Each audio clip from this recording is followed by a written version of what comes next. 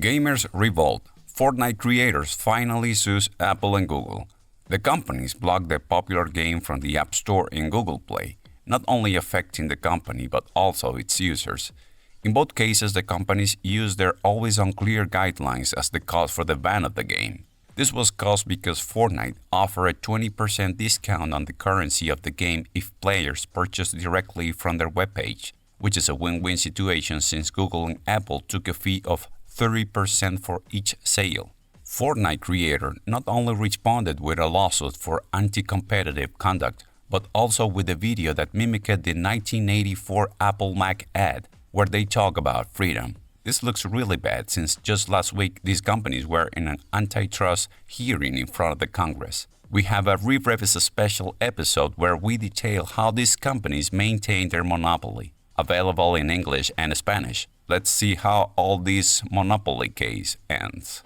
Trump seems will have a comeback with Jared Leto. It's now confirmed that Disney approved a new movie of Tron with Jared Leto in the leading role, and the director will be Garth Davis, who directed the critically acclaimed drama film Lion. Even when this is happening, there is no other information about the cast members or the story, but has been confirmed that it's not going to be a sequel. Let's hope they don't ruin it with their inclusion bullshit.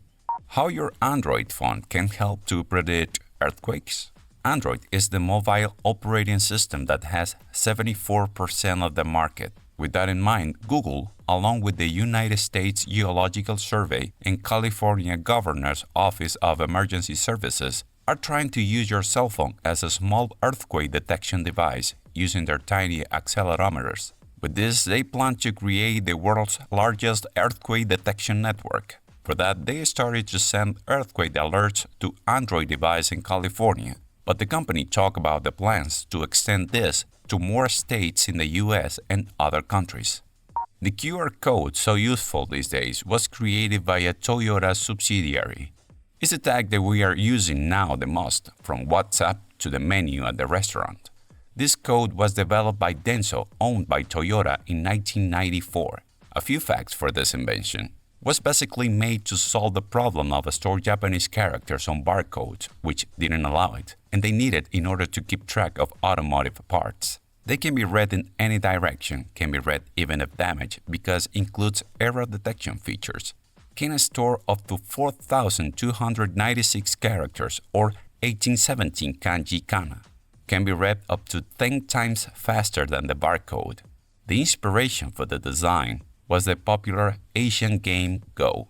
The patents became free to everyone because its inventor, Denso, and the engineer, Hara Masahiro, didn't have the resources to develop it. But be careful because there are companies like Neo Media, backed by Microsoft, who are suing other companies because they are using a QR code in their products to access a remote computer, like a web page, server, etc.